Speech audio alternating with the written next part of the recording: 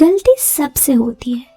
कभी कभी कुछ गलतियों का अफसोस जिंदगी भर रहता है, तो कभी कुछ गलतियाँ जिंदगी भर के लिए एक खुशी के पल बन जाती हैं।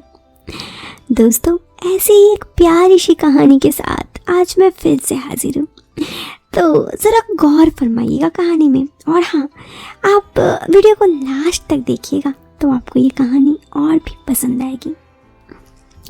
मैं हूँ सुनैना और मेरी उम्र अभी 38 साल है। इस 38 साल की ज़िंदगी में मैं बड़ी ही तन्हा थी और शायद अब भी तन्हा ही हूँ, लेकिन अब कुछ बात अलग है। शादी मेरी वही 22 की उम्र में हो गई। मेरा एक लड़का है जो भी बाहर पढ़ाई कर रहा है। मेरी शादी गांव में हुई। गांव में मेरी सास और मेरे पति घर रहते। छोटा मोटा खेत था।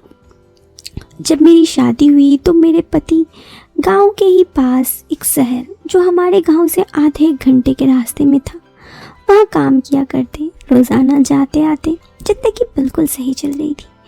शादी के 1.5 साल बाद मैंने एक लड़के को जन्म दिया। मुझे भी पढ़ाई की बहुत शौक़ थी। मैं आगे की पढ़ाई बहुत ज़्यादा मर्ज़ी करना चाहती थी। मैंने अपनी पढ़ाई भी पूरी कर ली। देखते देखते शादी के 5 साल बीत गए। ये 5 साल मेरी ज़िंदगी में बड़े ही हसीन थे। पति के साथ प्यार, बच्चे की परवरिश, खुशी और मेरा सपनों साकार होना, मेरी पढ़ाई। लेकिन इन 5 सालों बाद मेरी ज़िंदगी मानो यूं ही करवट ले ली। ज़िंदगी के हर समय 2 पहलू होते हैं। कभी अच्छी वक्त आती है तो यार बुरा वक्त तो आता ही है। मेरे पति का तबादला हमारे गांव से करीब 400 किलोमीटर दूर एक दूसरे शहर में हो गया।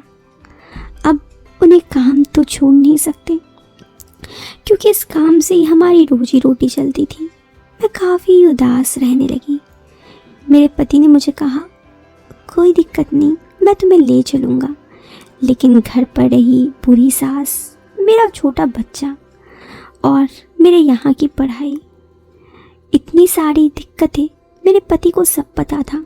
उन्होंने कहा, ठीक है, तुम चिंता ना करो, मैं अक्सर हर इतवार को आ जाया करूँगा। चलो, ये तो सही है, कम से कम मिलन का एक दिन तो होगा हर हफ्ते में। यूँ ही चलता रहा। 1-2 सालों तक सब ठीक था। मेरे पति हर हफ्ते एक दिन के लिए आ जाते। मुझे भी कई बार शहर ले गए। अच्छा लगता था वैसे शहर रहना, लेकिन बूढ़ी सास थी, उनको ज़्यादा दिन छोड़ भी नहीं सकते। इसी बीच हमारे गांव में मुझे एक अध्यापिका की जॉब मिल गई। मेरा ज़िंदगी का सपना था अध्यापिका बनने का, और मैं चाहती थी कि मेरे गांव के बच्चे आगे की पढ़ाई पूरी करें। इसलिए मैं इस पढ़ाई से और इस जॉब से बड़ी ही खुश थी। मैं बड़ी ही मेहनत से ये काम करने लगी। उस वक्त मेरी उम्र यही कोई 26-27 साल रही होगी। लेकिन धीरे धीरे वक्त के साथ सब कुछ बदलने लगा। मेरे पति का मेरे पास आना तो कम होता गया, साथ ही अपने जीवन की उलझन, पढ़ाना, ये सब घर के काम, बच्चे की परवरिश में अपने आप में मैं व्यस्त होती गई। अब मेरे पति का आना कब हफ्ते में एक बार से महीने 2 महीने में एक बार हो गया था, पता ही नहीं चलता। हाँ, थोड़ी चिड़चिड़ी जरूर हो गई थी मैं। एकांत रहना मुझे मानो काटने लगा। किसी से खूब सारी बातें करना चाहती थी, लेकिन ऐसा हो नहीं रहा था। इसी बीच जिंदगी में एक और मोड़ आया। मेरी सास की देहांत हो गई। बुजुर्ग थी। खैर, मेरे पति आए, 10 दिन रहे यहाँ, लेकिन उस वक्त माहौल कुछ और था। मेरे पति ने मुझे फिर कहा, शहर चलोगी मेरे साथ? नहीं, मैं नहीं जाना चाहती थी। अपना करियर नहीं छोड़ना चाहती थी। मैं अपने गांव के लिए कुछ करना चाहती थी। मेरे पतिदेव तो गांव छोड़ चले गए थे, अब मैं ही तो थी। मैं चाहती थी कि मेरे गांव के बच्चे आगे पढ़ें। मैं कैसे ये अध्यापिका की जॉब छोड़ सकती हूँ? मैंने ना कह दिया। मेरे पति मुंह फुलाए चले गए। फ़ोन पे बात होती, हर बार यही कहते कि आ जाओ, शहर आके रहो। अब क्या ज़रूरत है इस गांव में पढ़ाई करने का, गांव में अध्यापिका बनने का? यहाँ पे हर तरह के ऐशो आराम है। तुम रहोगी तो मुझे भी कुछ दिन अच्छा लगेगा, 2 वक्त का खाना मिल जाएगा। इसी बीच मैंने अपने पति को कह दिया, मैं नहीं आ सकती। आपको अगर खाने में दिक्कत है तो आप काम वाली रख लीजिए, वो खाना बना देगी। फिर क्या था, मेरे पति से इस बारे में मनमुटाव हो गया। मैं नहीं जाना चाहती थी। मेरे पति भी तो चाहते तो तबादला करवा सकते थे गांव में। उन्हें अब शहर की ज़िंदगी भाने लगी थी तो वो नहीं आना चाहते, तो मैं अपना गांव छोड़ क्यों जाऊं। इसी बीच मेरा बेटा भी देखते देखते बड़ा हो गया।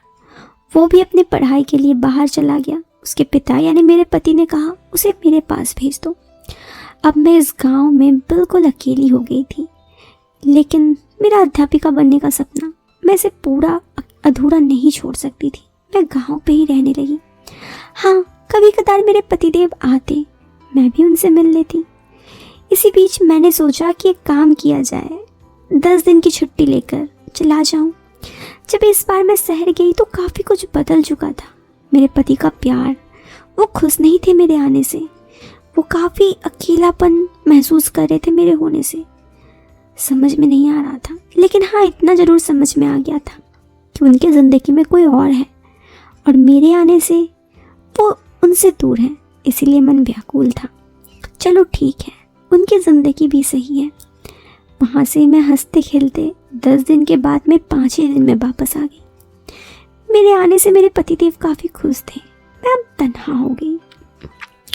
एक दिन अपने घर पर खड़ी थी, तभी एक कपड़े वाला, कपड़े ले लीजिए, सूट, सलवार, साड़ी, क्या करूँगी इन कपड़ों का, मन में तो यही आया। लेकिन फिर भी लड़की हूँ तो कपड़े वाले को रोक लिया।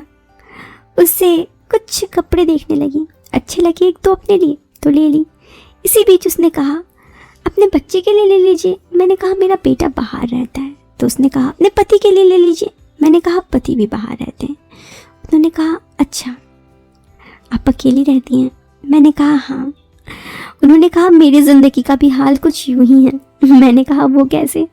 उन्होंने कहा क्या कहूँ, हम एक गांव में रहते थे, एक बार बाढ़ आया, घर तो बह गया, साथ ही मेरे बच्चे और मेरी पत्नी भी बह गई। तब से अकेला ही रहता हूँ। 4 लोगों से मिल लूँ, इसलिए गांव में कपड़े देने आ जाता हूँ। इसी बीच कुछ लोगों से बातचीत हो जाती है। उसकी ज़िंदगी और मेरी ज़िंदगी अलग नहीं थी। मेरे पास सब कुछ होते हुए भी कुछ नहीं था। मेरी ज़िंदगी में भी सब कुछ बह चुके थे और उसकी ज़िंदगी से भी।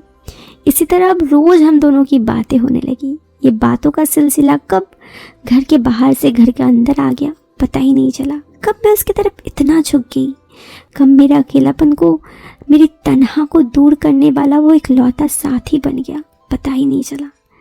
अपने पति को धोखा देकर कब मैं उस फेरी वाले से प्यार कर बैठी। खैर, मुझे इतना पता था मेरे पति की ज़िंदगी में कोई और तो है, और उस फेरी वाले से प्यार मन को प्रसन्न करने वाला था। उसकी सोच और मेरी सोच काफ़ी मिलती। हम दोनों एक दूसरे से खूब मिलते। कई बार रात को वो मेरे घर भी रुक जाने लगा। इधर उधर अफवाह ना हो इसलिए सुबह चला जाता। लेकिन उसका प्यार में जो था वो कोई नहीं। अब मैं ज़िंदगी में अकेली नहीं हूँ। इस 38 की उम्र में मुझे ज़िंदगी में एक पहला प्यार मिला है, एक पहला आशिक, जिसे कभी मैं भुला नहीं सकती। हाँ, लोग ज़रूर कहेंगे एक पति को होते हुए एक फेरी वाला से मैं प्यार कर रही हूँ, लेकिन ये फेरी वाला मेरा उतना अपना है जितना मेरा पति कभी ना हो सका। तो दोस्तों, ये थी सुनैना की कहानी। ज़िंदगी कई बार अलग अलग मोड़ पे ले आती है। वैसे सच में ज़िंदगी बड़ी अजीब है और बड़ी पेचीदा भी। आपको कैसी लगी ये कहानी कमेंट बॉक्स में ज़रूर बताएं। पसंद आई तो आप लाइक कर सकते हैं। चैनल पे पहली बार आए हैं तो सब्सक्राइब जरूर करें। मिलते हैं फिर एक नए वीडियो में एक नए और इंटरेस्टिंग टॉपिक के साथ। तब तक के लिए bye bye, take care, bye.